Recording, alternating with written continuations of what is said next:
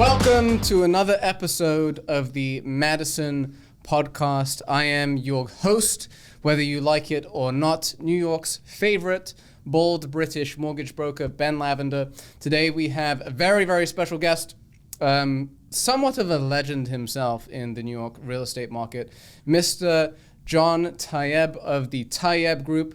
John, welcome. Thank you for coming on. It's an honor, my friend. Thank you, Ben, for having me over here. Of course, appreciate man. it. Of course, it's a long time coming. We've been in touch for a while through social, which is generally how a lot of people in the business are meeting these days, right? We connected through social, we exchanged some content here and there, we talked, we've done some Zooms and some trainings and a bunch of stuff.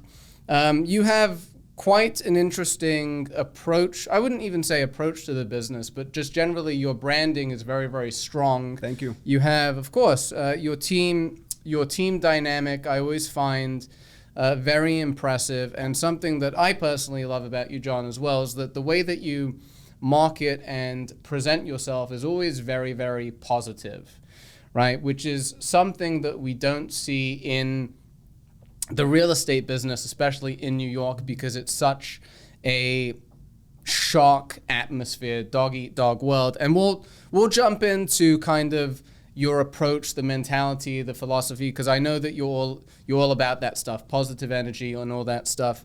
So we'll jump into that. But before we do, let's have our viewers and listeners get to know you a little bit.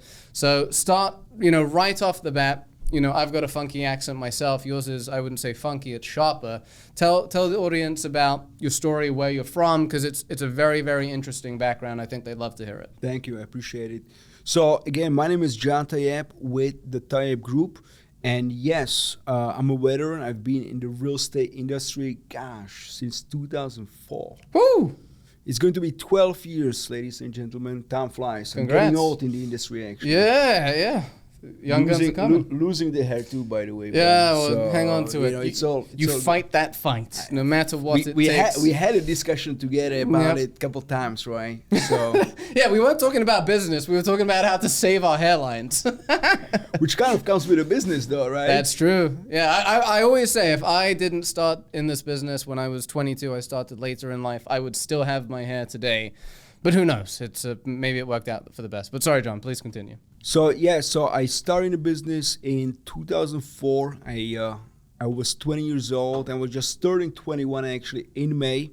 And a little bit about my background. So my mom, she's from Czech Republic, and my father, he's from Pakistan. I born in East Berlin back in the days, East so and cool. West Berlin, right? So cool. We used to have the Berlin Wall going right through. When I was about 2 years old, my parents, they divorced. My father actually had to escape Czech Republic, the communism, and he used to go. He came over here to USA. Wow. In 1985, actually. Not cool. Crazy. Yeah. Wow. Yeah, 1985. So first time I came to US, it was right after the Berlin Wall fell down. It was 1991. Yeah. I came to the US. I was a little kid, and I freaking loved it. Yeah. Most people don't even know about that. The East and the West, the Berlin Wall coming down. Crazy. Yeah. It was, very different times, I think.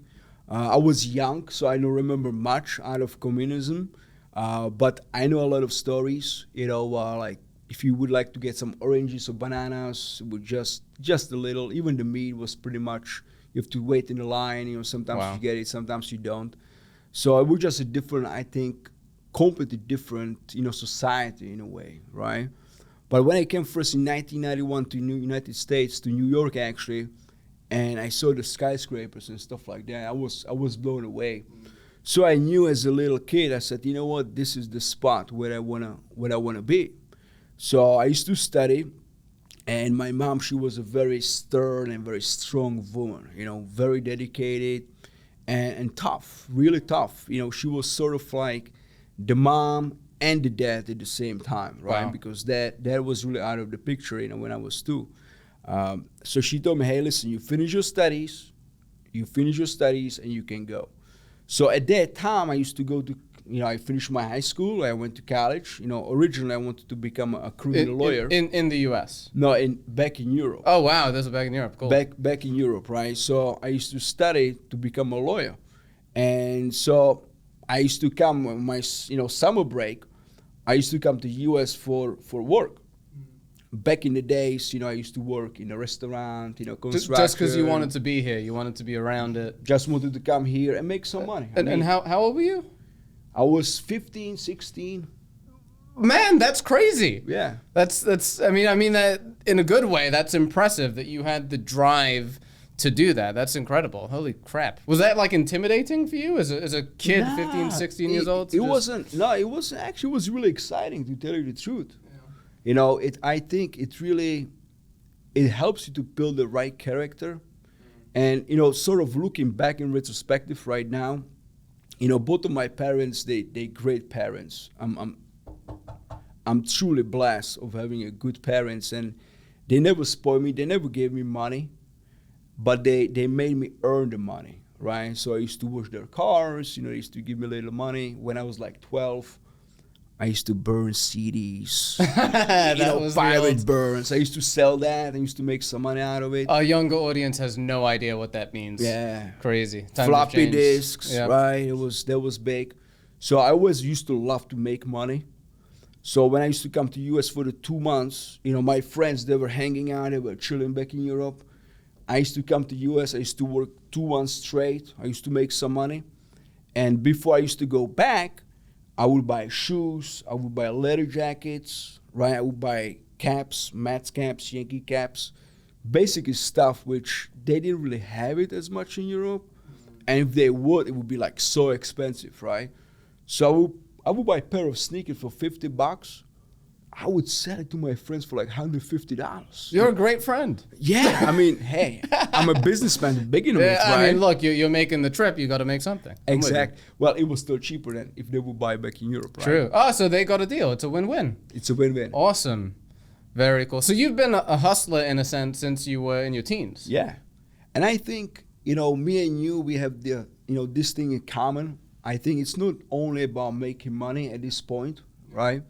But it's about being competitive and really pushing yourself, to the limits. Agreed. So when I was a teenager, I really realized, because one of these days, my dad actually used to work for the United Nations. Before he retired, he worked 27 years for the UN. He was one of the oldest members for the UN. Back in Europe, like people tell me how, Pakistani and Czech, how is that even possible, right? Especially back in the days in the deep communism. Yeah. It was like impossible. And so my father, the reason why he was in Europe, because he was working actually for the foreign government of Pakistan, for the foreign office of Pakistan. So anyways, when he was on the United Nations, and I was working even in the restaurant, I used to come home. My dad was very social. So he used to have a lot of friends always come over. And this time he had a guy from Czech Republic. He was an architect. And architects, right, they should be making good money, right?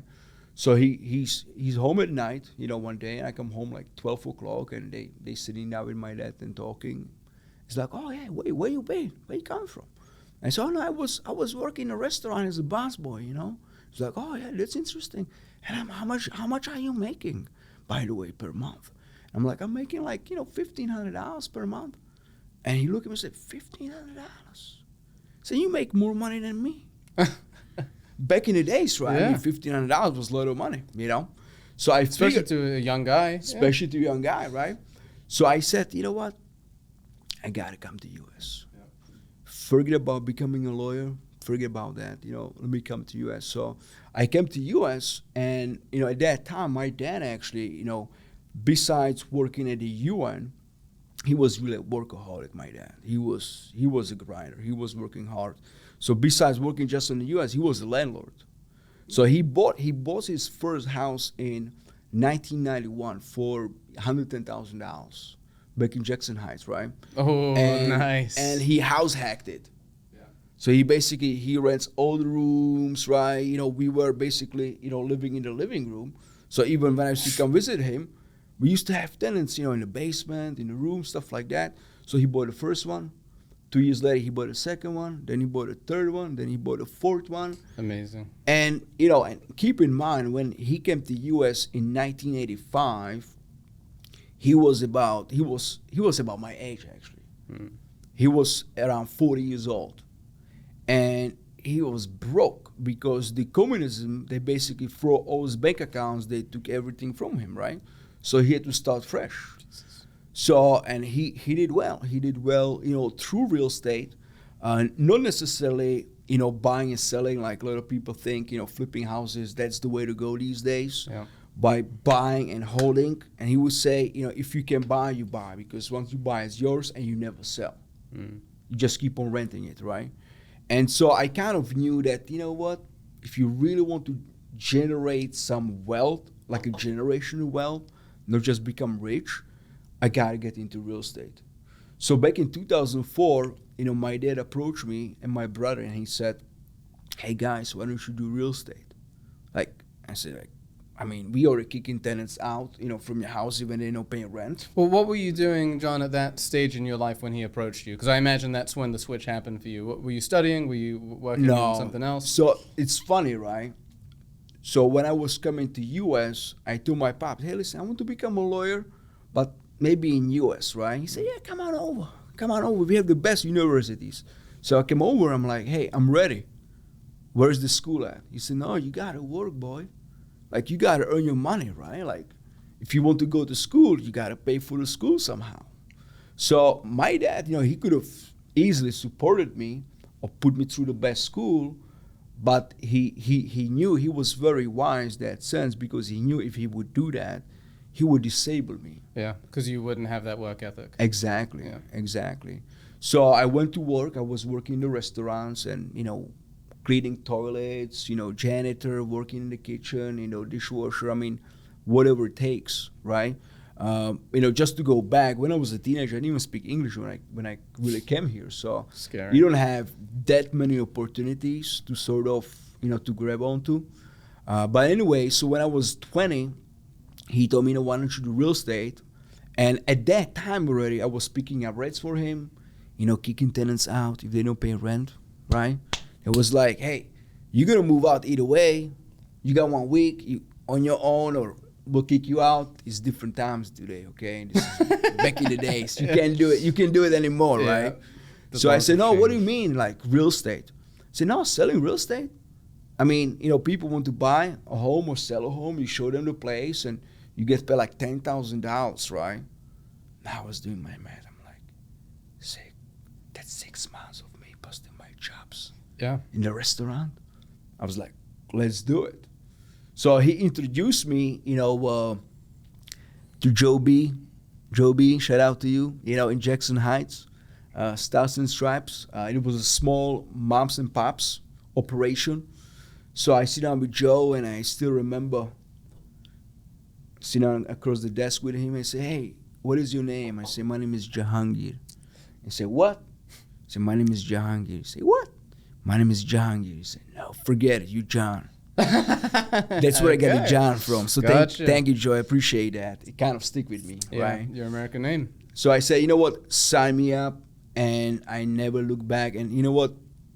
Really looking back at it, Ben, I think me coming to U.S. and me jumping into real estate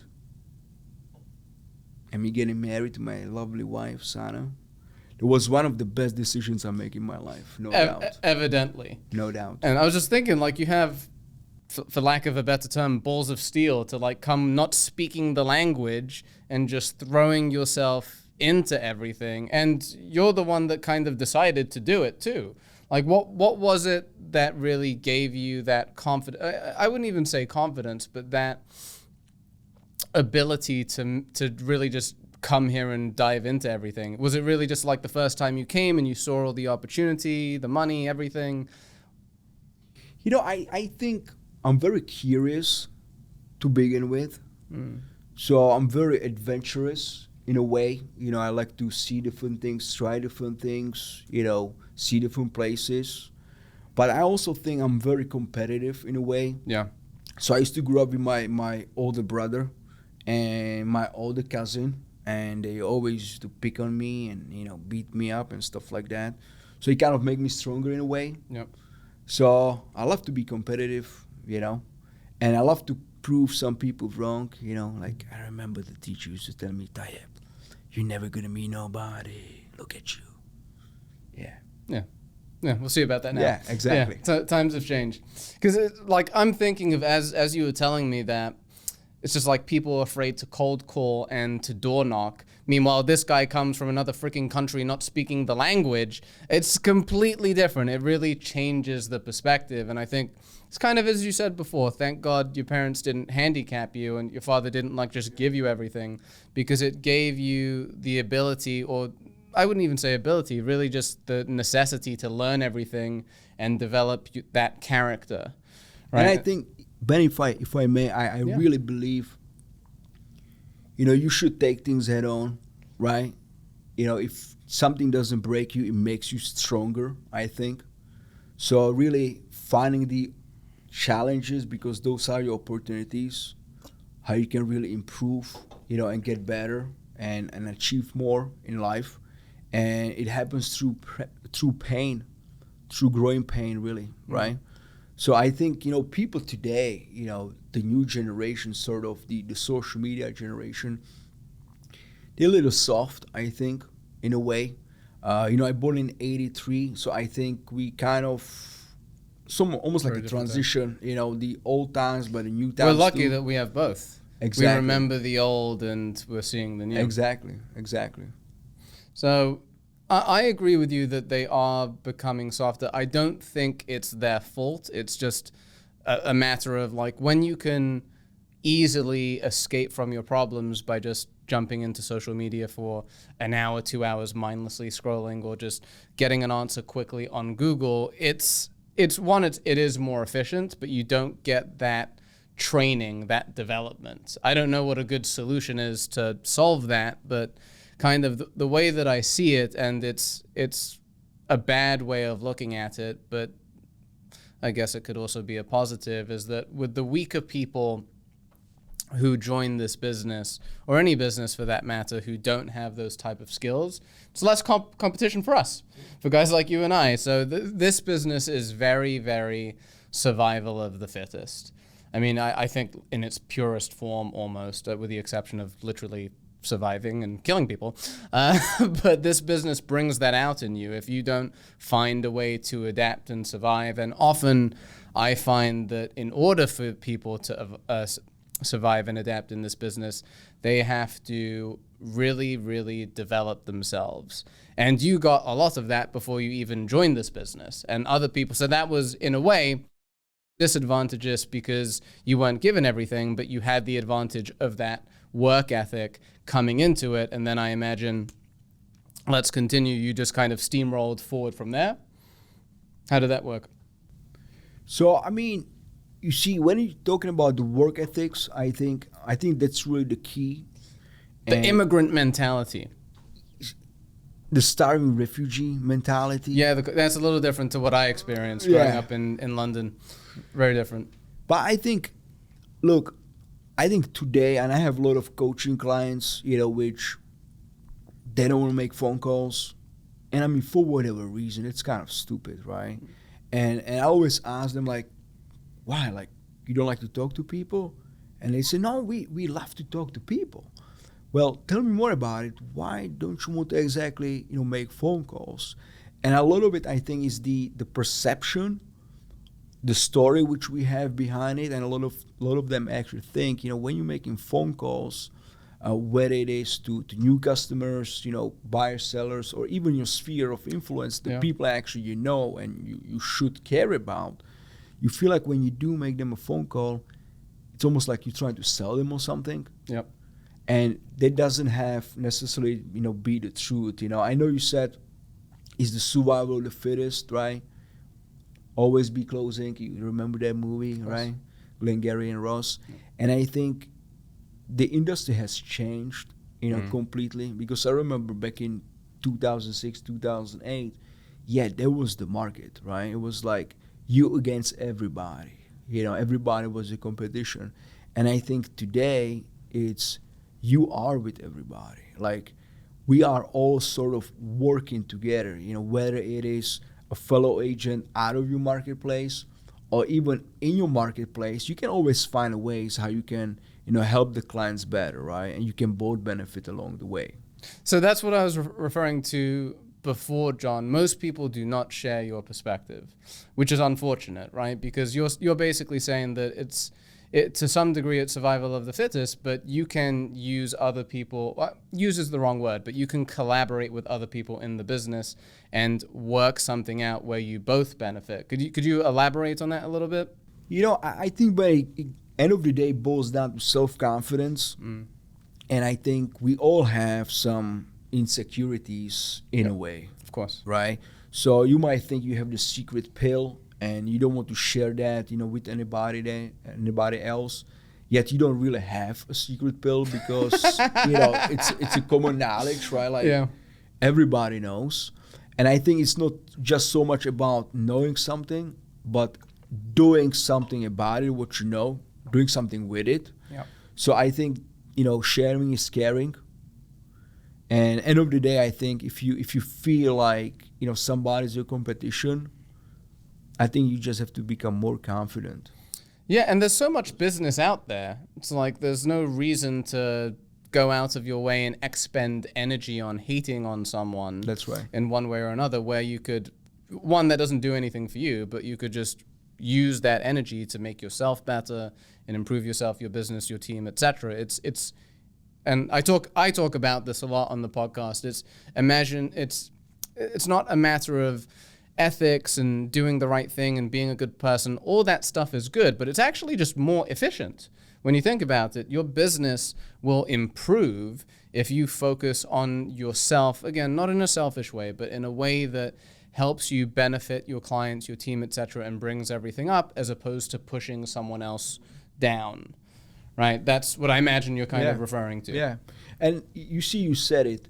I think if you focus on yourself, so you can develop into being a better broker, an agent, or a leader, no matter what it is, automatically by you becoming that person, you will attract what you want to attract, right? Like your life is your life, your life, Chris, is your life. It doesn't really matter, what you do or what somebody else do, because, what you do, it will impact you first of all, right?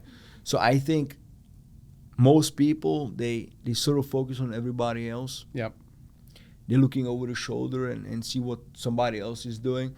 I think you should always focus on yourself, not in a negative way. I think in a positive way, right? Maybe create a business plan, really see where you want to go. It doesn't matter where Ben wants to go, but where do you want to go? And why you want to go there? Like when you get there, how that's going to make you feel. And see if that's the right feeling, right? And if that's the right feeling, then you have the right plan. Then you just got to go all for it, right? And you cannot be afraid, to ask other people for help too. Yeah. Right? Like if I don't know something, I'm going to come to you and I'm going to say, hey, Ben, listen, I'm in a jam over here right now. Like, what do you think I can do? And thanks to social media, right? Like, this is the first time when we're meeting in person, actually. Crazy. Right? But we know each other through social media for a long time. Yep. So through social media, which that's the benefit out of it, you can actually reach out to people and ask them for help with pretty much anything.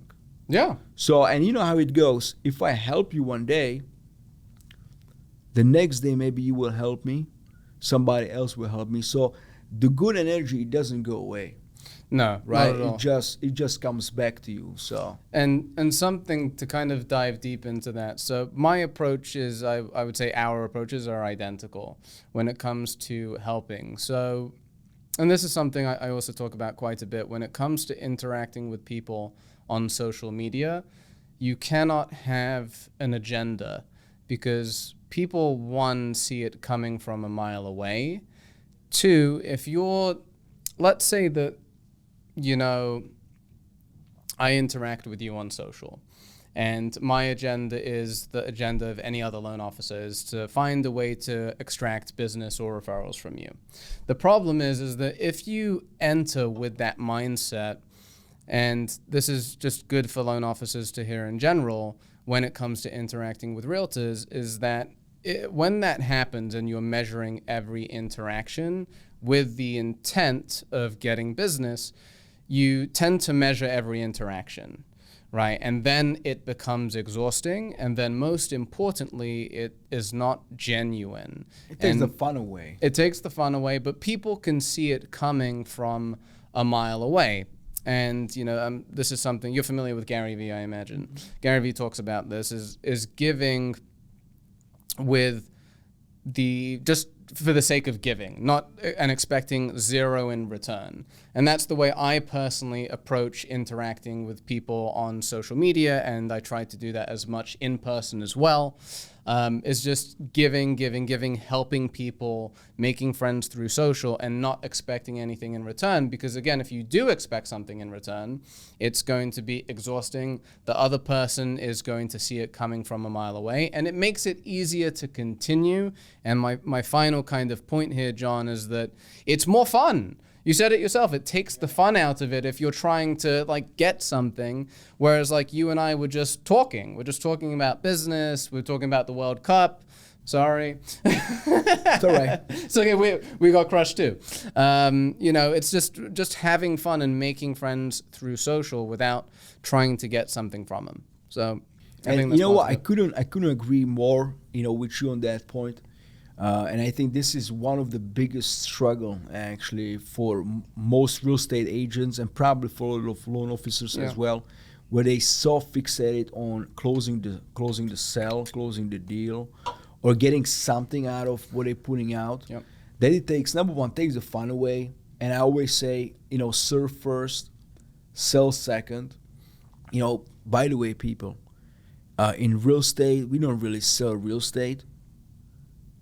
We build relationships, right? This is a relationship business. And how you going to make relationships? By actually caring about the other person. I mean, really caring and putting anything into it, whatever it takes to try to help the other person out, right? So instead of focus on how can you close that person in a way, just focus on what is the need? Yeah. How can you help them out? What is the question they have? And many times you figure it out when you go a little bit deeper and you ask them the right question because you care and you're curious and you just want to understand where they're coming from and what is their past experience and what it will mean for them to own a place and what type of place they're looking for and why that kind of place they're looking for, right? And you have fun with it and you don't care if it takes 15 minutes or an hour or a month or a year for them to sort of transact, right?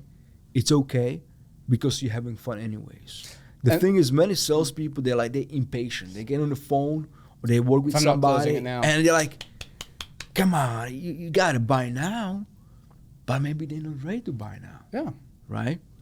Well, I think that's so key, John, because from everything that you just described, what you're saying, if I could summarize, and I hope you agree with me here, is that in a sense, you're really just listening to them. You're listening to what people really want, and you're asking the right questions to see how you can help them. There is a massive, massive difference between that and what most people want to do, which is just sell and close the deal, right? So let me ask you a question on behalf of people in the business or even just sales in general, because it's harder, I imagine, for people that are newer to the business, right? Because they're so hungry, and we both know in the beginning, the first year, 2 years is very challenging because you're building up all these relationships.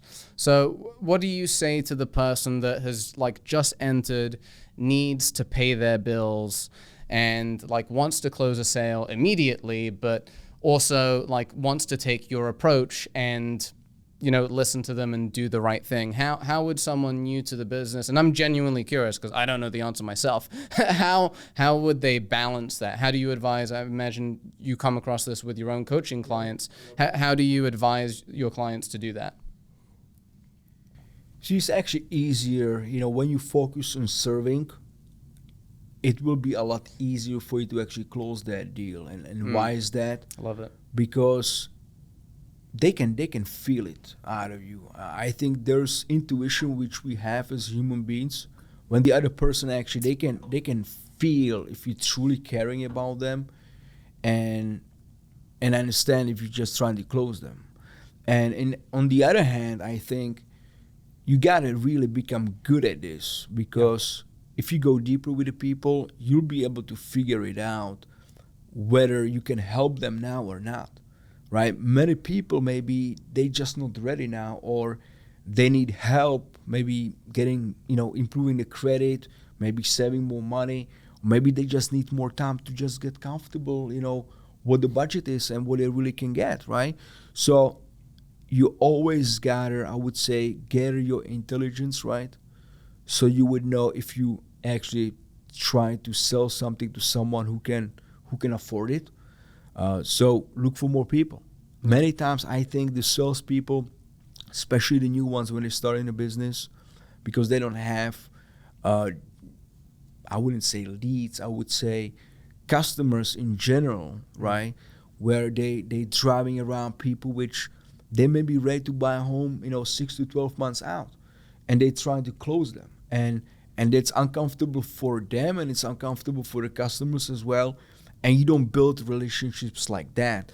So I would always say, make it about them, go deeper, figure it out where they are, on the buying funnel, right? Because when you looking to buy a place, doesn't happen in a day. It doesn't happen overnight, right? It's very rarely. It's like, man, let's go buy a home. Okay, we'll go tomorrow. We'll see a few houses and we're gonna buy a place. No, it doesn't work that way. It takes time. It takes 3, 6, 9, 12 months, right? Sometimes. So really figure it out where they are. And if you don't have no one who's ready to buy in 30 days or 60 days, guess what? You gotta look for more people. You gotta prospect. Yeah. You gotta either get on the phone, call your sphere, right? Get on social media, put it out. Everybody's on social media today, right? Of course, yeah. But nobody really asks for the business. Like people show like what they do, here and there, but do people really ask for help? There's, I think, like a stupid, thinking a lot of agents they have. They say, I don't want to ask for the business because I don't want to seem desperate. And I don't think, you asking for business, or I would say you putting it out, to the world, what you do, and you're just looking for people who you can help with the skills and the tools you have. That's not a bad thing, people. Because you can ask for business without appearing as desperate. Exactly. And it doesn't have to be salesy. Even though, our license says, salesperson license, right? But in a way, like I said, it's service first, then sales. I love that, by the way. I'm stealing that from you. I hope you don't mind. Yeah. Serve first, sell second. That's right. And the truth is, the service naturally leads to selling anyway. That's correct. Right? So it's not even a separate process. So, John, let's dive a little bit deeper. I would personally love to hear more about your coaching, how long you've been doing that for, how you structure that. I imagine your team benefits tremendously at the Tayeb Group that they have a professional real estate coach helping them. Can you talk a little bit like how you got started with it and how you structure that? Because I have absolutely no idea. Okay, that's great. Yeah. Well, there is something you don't know about me. Yeah. I'm surprised. You surprise me every day, Ben. Thank you. I try. I aim to please. Thank you. So, by the way, from 7 till 16, I used to play soccer for about 9 years, right? That's kind of European thing to do, right? Yes, did I. In Czech, you either play soccer or you play hockey. And me growing up, we were not really rich, we were not poor, but we were struggling. So we couldn't afford the skates and all the equipment, stuff like that. So soccer, it's a game for poor people, right? Just get your shoes and a ball and you're good to go. That's it. So I always understood that to have a coach or to have a mentor or to have someone who can sort of guide you and show you the little things, where you can improve, it's necessary. And someone who can really kick you in the ass sometimes and, to push you forward, right? It's not a bad thing. So back in the days, this was, I wouldn't say back in the days. This is like 2008. Was it 13 years ago? It's not that old. It was a different time back then. It was different times though, right? So I used to work for that time was Realty Executives with Yep. Steve Lagudis from Astoria. Great guy, and I mean, I learned a lot from him. And he used to have, different people come to our office all the time. And this one time, he had somebody from the Town Ferry, right? He had somebody from the Town Ferry. Shout out to Town Ferry, number one guy. And thank you, Town, for impacting my life in a positive way too, by the way, big time. So 2008, he came. He said, "Hey, we have this coaching going on," and I remember me and my brother, we looked at each other and we said, "This sounds freaking cool." Coach for a real estate, like, let's check it out. And I remember a lot of the other agents, they were like, "No, we don't want to spend money on anything. Like, coaching, forget about it," right? It was back in the days, coaching, like, in real estate, Yeah. like in business, seriously, So we did attended one of his, like, the free events, in New Jersey, and it just made sense. Like, listening to Tom speak, I was like, I need to get on this, right? Like, I want to learn, I want to grow, I want to become better, and this is my way how I can do that. Sign me up. So we did sign up back in 2008. That's, a long time ago. And a little bit over a couple of years ago, actually, they approached me. They said, "We think you would be a good coach. What do you think?" And I said, it sounds interesting. Yeah. I like to help people. I love to give back. And I think, Ben, there's a point in your life or point in your business when, you reach certain limits, you achieve certain stuff, and that stuff doesn't give you juice anymore, right? Like I said, it's not just about making money and stuff like that, but it's about fulfillment, I think, in what you do. Absolutely. And I said, I think this is the another level for me, so let's do it. And you know what, I couldn't be happier, because again, it was one of the best choices I made, I think. And not only that, Sounds like it. you giving back to someone, but also you learning a lot in the process at the same time, I think. You learn a being lot about coach. yourself while you teach, and it That's also correct. reinforces the subject matter in your own brain. So you become better anyway as you teach. Yeah. And then your clients, they benefit too. So John, are your clients primarily, people that work for your own brokerage, or are they from other states? How does that work? So, I work with Tom, right? So basically, of course, I do coach, agents in my office on my team, and that's, one of the big benefits actually of working with us, obviously. But with Tom, I have clients throughout the states. Oh, I have people, some people in California, Florida, Boston, throughout.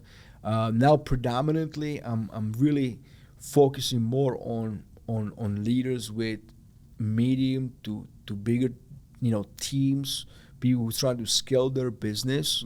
So I'm helping them a lot with operation and systems and stuff like that, to take the market to the next level. That's sort of like a leadership, position, right? So I love that. But I do have some, agents which I coach with, single agents with an assistant. Most of them, they do a great production, $500,000 a year, $1 million a year.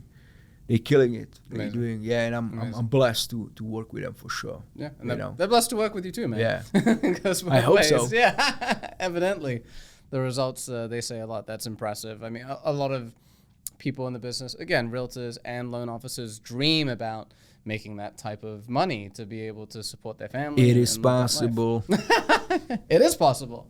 It's not just possible. It happens every single day. It's doable. Now, and if I may, Ben, and perspective, it's huge, right? Because when I started in the business, and a few years even into the business, I was thinking to make $100,000 a year. Yeah, that's like, oh my God, that's the achievement, right?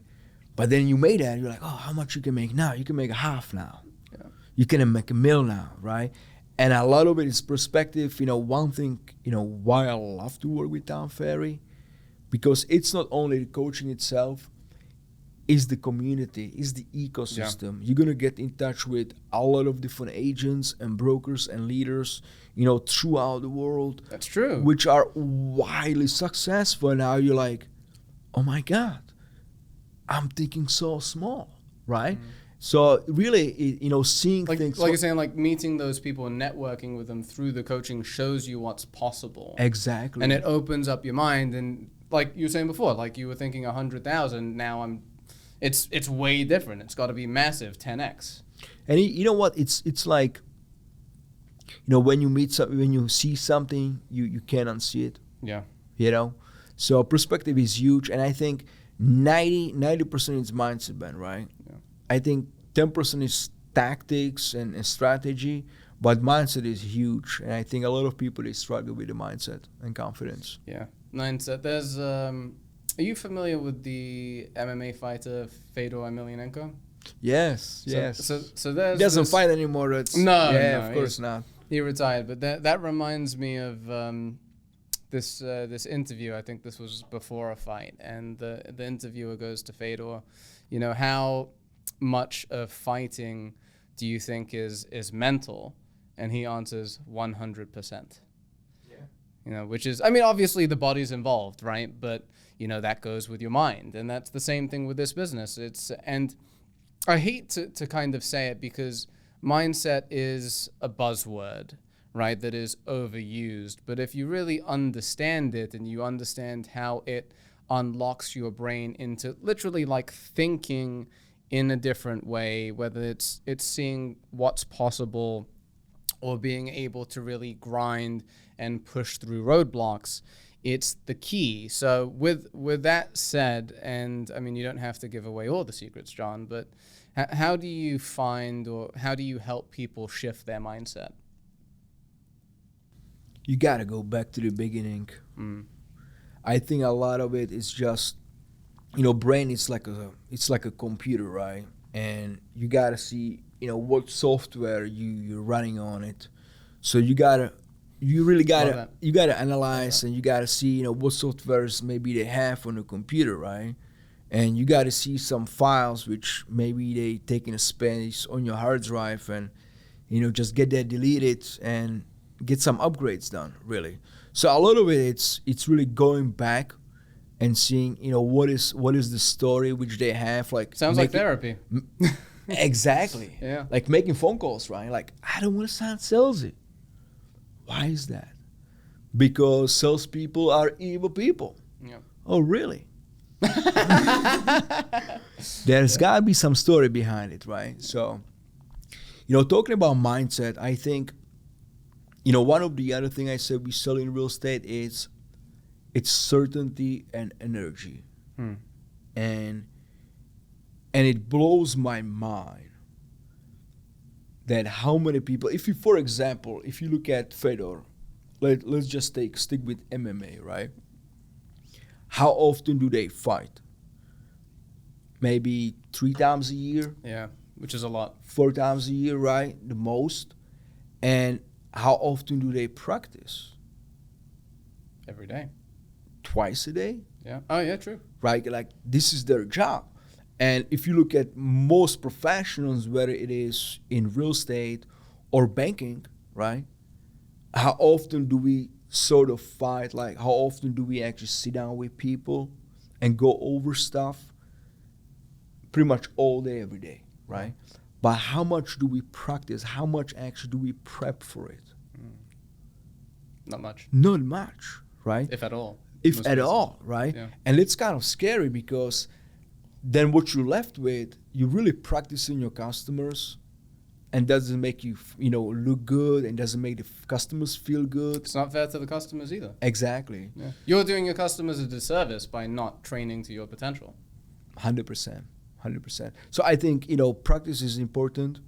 I think really working your mindset, watch what you're listening to. Too much music, maybe no good. Maybe, when you're driving for an appointments, maybe plug in some Audible and listen to some good books and stuff too. That always helps. Yeah. So even for myself, John, when I first started in the business, because I was of that mindset, right? I was a little bit timid, didn't have any sales skills, but I found that by listening to audiobooks, I used to listen to a lot. The best way to describe it is that I used it to brainwash myself. I purposely brainwash myself to shift my own mindset, and not to be an overly aggressive salesperson, but to just reshape my mind and my mindsets. Like it sounds silly, but by just listening, you listen to an audiobook on whether it's sales or communication, just general real estate knowledge, it shifts the way your mind thinks. And I like the audio aspect because it's nice to hear a voice, right? Because it feels like you have someone there with you, like kind of like we have now. It's like everything that you're saying now, John, I'm personally absorbing. I'm getting like hyped. I'm like, yeah, let's go. Let's do it. Yeah. So, but would we you can, say that we can do some role plays after? Absolutely. Let's. I'm down for anything, man. So, would you agree that that's a good tool, or do you have any other tools that you recommend that people use to brainwash themselves out of that? Yeah. So I mean, books are great. Motivational videos, right? I think at least once a quarter you should go to some training networking event, so you can sort of absorb the energy from successful people too. I love that. And so get some true. ideas, right? It's always a good boost, I think. Have you heard about affirmations? Of course. Yep. Yeah, so I mean, affirmations are big. I used to do them like 3-4 times a day. Wow. Yeah, every time when I felt the energy goes down a little bit, I used to go to the toilet and I say, I can because I know I can. I love my phone and my phone loves me. and people looking at it, they're like, That is amazing. What the hell is going on over there, right? And my phone loves me. That's incredible. So affirmations are really good, I think. And it takes 5 minutes, but it really gives you a good boost of energy. I think Tony Robbins, you know Tony Robbins, yeah. right? Tony Robbins, you guys can check it out on YouTube. Priming by Tony Robbins. He got a couple of exercises, breathing exercises, where you can sort of, envision, where you are and where you want to go, and that's pretty powerful. Would suggest to do that every morning, actually. Yeah. Journaling is great. One thing we actually do, Ben, with our team, and it's pretty much done every single day with the team, it's a morning huddle. And that's a quick, easy exercise, and it's great for mindset, confidence, and also it really unites the team together. It's basically 3 things. Yeah. You write down 3 things you're grateful for. I had a feeling you'd say that. Gratitude is huge. Yeah. I mean, listen, like Tony said, when you're grateful, you can be fearful. And I think, everybody's depressed today, right? Yeah. Guys, we living in America. We all are great, okay? We all are blessed in a way. Yeah. So it doesn't have to be big things. It could be small things like, it was 48 degrees today. Wasn't freezing, right? Something small. So when you're grateful, you can be fearful. 3 wins. It doesn't have to be big wins. It could be small wins. Because the small wins, when you realize you are actually accomplished something, it's going to build confidence, and it's going to rub on people too. So when, like you said, you need to be confident, to make things happen, right? Confidence is huge. So 3 small wins and 3 things you're excited about. Because we should be excited, right? We sell the energy to people. So 3 things you're excited about. 3 wins, 3 gratitude, 3 things you're excited about. It takes you 15 minutes with the team, and that thing is super powerful. Yeah, and John, I want to thank you because I love how you're not only telling us what they are, but you're telling us why they work. Because when most people say, like, you have to do your affirmations every day, they're like, I don't want to tell myself I'm the best 10 times a day. But when you explain why it actually works, and I don't know if you want to call it the science behind it, but I feel people are more likely to actually do it, right? It's not just some corny thing. It works because of the exact reasons that you stated. So thank you for that. That's huge. If I just may, to say with that, one of the biggest thing, guys, is I see people start stuff and never really finish. Or I would say they start stuff and they quit it too early. You don't have to do too many things. You can do fewer things, but do them more consistently till they sort of become part of you. They become rituals, they become habits. and that's when you're gonna get the results, right? So consistency. I mean, consistency is huge. Yeah. So I see a lot of my coaching clients also, they overcommit because they're overachievers, right? So they say, I want to do this, I want to do this, I want to do this, I want to do this, I want to do that. And in reality, because we all have 24 hours a day, there's just so much you can do. So if you do the huddle, if you do the role plays, if you do the affirmations, if you're making your calls on a daily basis, start with one thing. Make sure you do that consistent basis for at least 3 weeks, 6 weeks, 3 months. Yeah. Once you start doing it subconsciously, you don't even know about it without even thinking about it, like driving a car, right? You drive stick shift or you drive... It's America, man. Stick shift, like if you tell somebody stick shift, they're like, stick shift? I can drive stick shift because you have the clutch, you have the brake, you have the gas, you have the freaking stick, I know how to shift it and all that, right?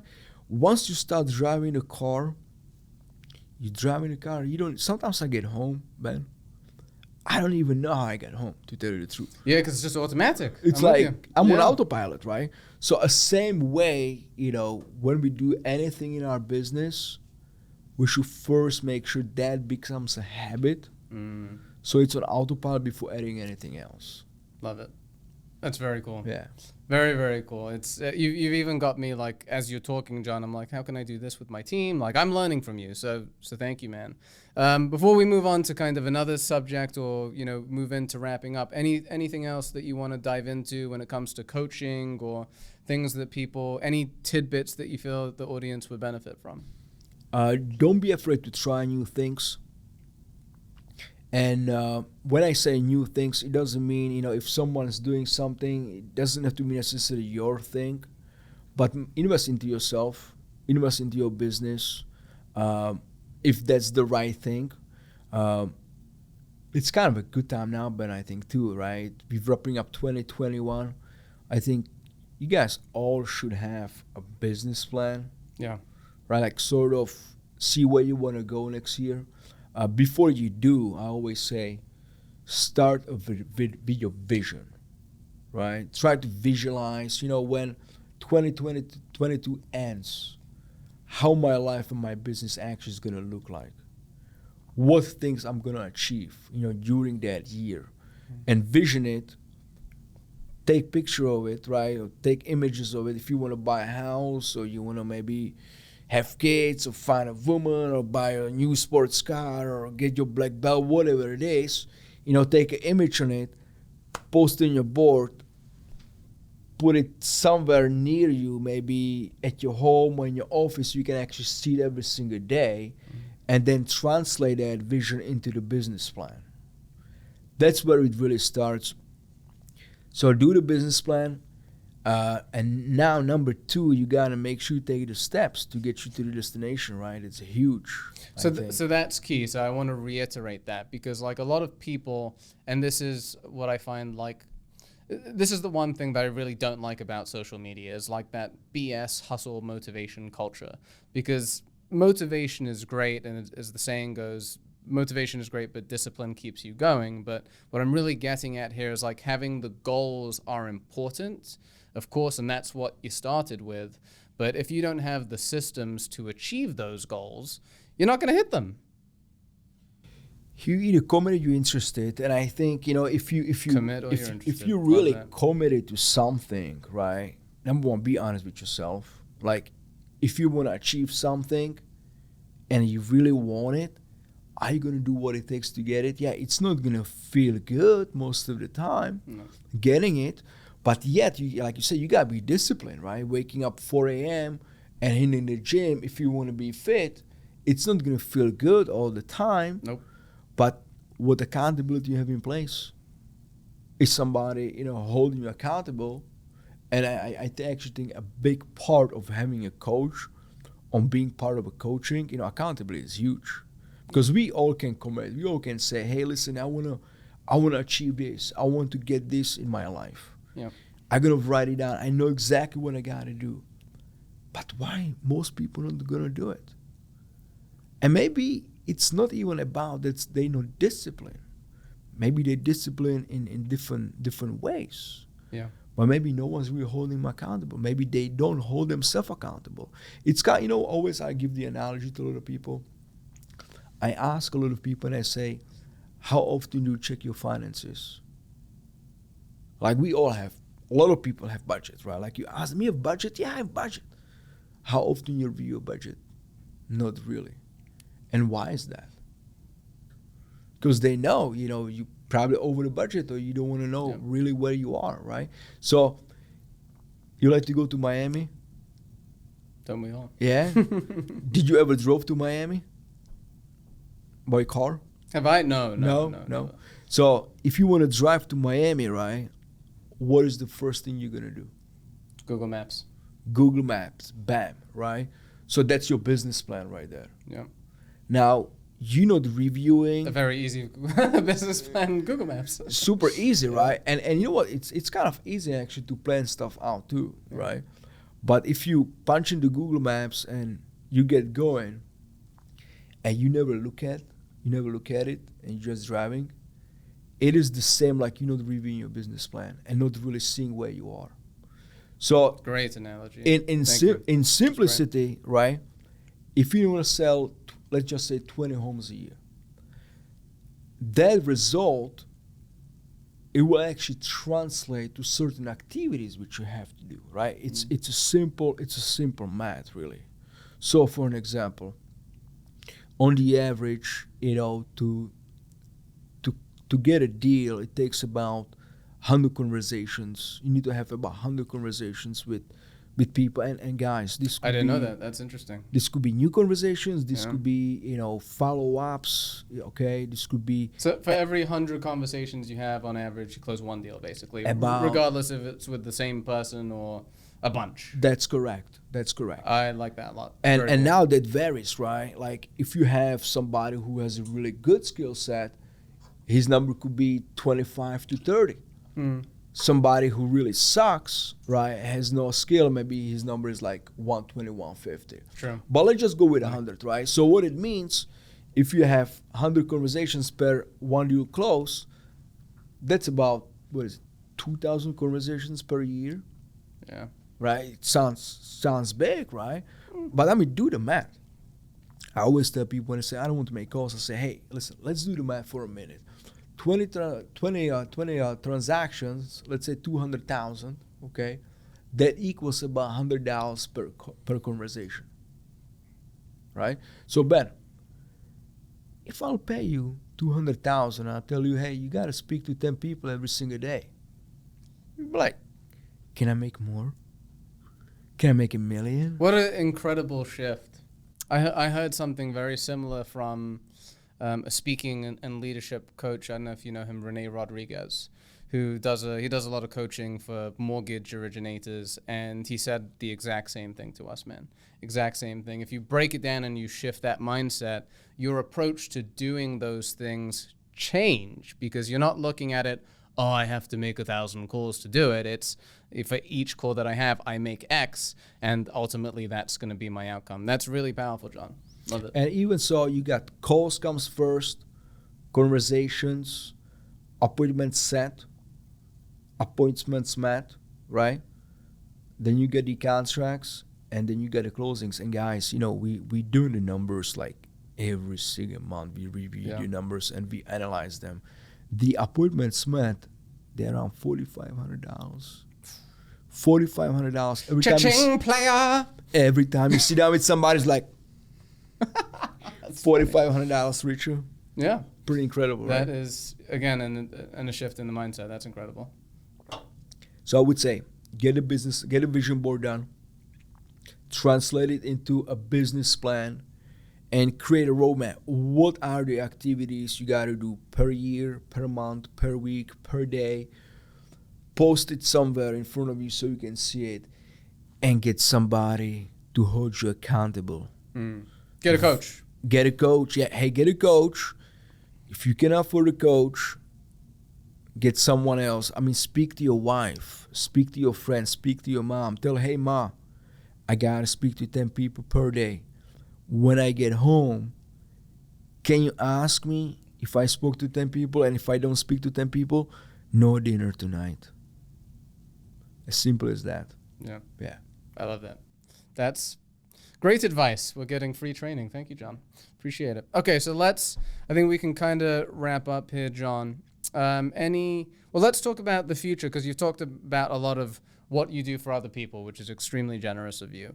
Let's talk about kind of what's next for you, for the Tayeb Group. What are your plans? And again, of course, we don't want to reveal too much, or that's really up to you. What are your plans for the next 5 years? What are you looking to take this thing to? So, I mean, of course, we're taking over the world, with Tayeb Group in the real estate industry that's given. But I think, one thing I wanted to just put out there for real estate agents and for professionals in general, and I see it, it kind of scares me in a way, because we can make a lot of money selling real estate. We can maybe even become rich, but we cannot become wealthy. And, we help people become wealthy, right? Yeah. By investing into real estate. We got to buy some more real estate. For you guys, real estate agents out there, we should be buying real estate all the time. Yeah. I think that's huge. Really make sure finances are important, right? Make sure you pay yourself first before paying Uncle Sam and anybody else. Pay yourself first. And make sure you put the money forward. So you work hard for the money. Make sure the money works hard for you. So you got to invest into real estate, guys. All right. No cryptocurrency, no stocks. Let's do real estate. Real estate. Yeah, and I mean, we won't go too into it, but you and I, we both invest into real estate. You're not just talking, you do it yourself, as do I. So it's absolute key, because you can work in this business for 20 years but not develop any real wealth, because you're not, you don't have any assets. And especially with the inflation that's already here and what's going to probably continue for a few more years, because we're going to have wage increases over the next few years. We're already having it now. We're going to see a lot of assets increase in value. And if you don't own anything, you're going to get left behind. As over time, values go up. And I think, there's many benefits of owning a real estate too, yes, right? If you make a lot of money, you get a lot of depreciations and tax write-offs. Yeah. And it's sort of like a passive income. So you can still focus on your active business and really give it majority of your time, and at the same time have that working for you at the same time. Agreed. All right, man. Any final thoughts? Final thoughts before we pow peace out for the day. I would say if there's something you wanted to do, do it now. Life is too short, guys. Life is too short, and you got to take advantage of the opportunity, in the time of the opportunity. Things passes by. People not going to be around forever. If you love her, tell her that you love her. Put a ring on it, right? Like, people are going to be here one day. They might be somewhere else the next. Yeah. So I would say don't procrastinate. If you want to invest in your business, invest in your business. One of the best investments you can do is to invest into yourself. Yes. You're never going to go wrong with it. So if you're ready to step up and take your business to the next level and your life to the next level, maybe get a coach, call Tom Ferry, sign up, make it happen. Or call you. Or call me, and I'll definitely hook you up. But, take action now. Don't procrastinate. I think a lot of people, they always say, I'll do it next year. I'll do it in a month. I'll do it when I reach a certain level. No. If you really want to do it and you can do it now, do it now. Yeah. Gotcha. Okay. I'm with you, John. So as someone watching this, because I mean, this is definitely where my head would be at if I was watching this, how can people contact you if they want to reach out to you? I think my information is going to be below. So you can reach out to me and shoot me email or text. If I don't pick up the phone call because I might be in a meeting, definitely text me and I'll get back to you. We'd love to help you. Again, this is what we do. So give out some value. I don't think that hurts. But Ben, pleasure, man. Thank you for having me. Thank you, of course. It was Appreciate awesome. you. Appreciate it. Thanks, man. We out. See you next time.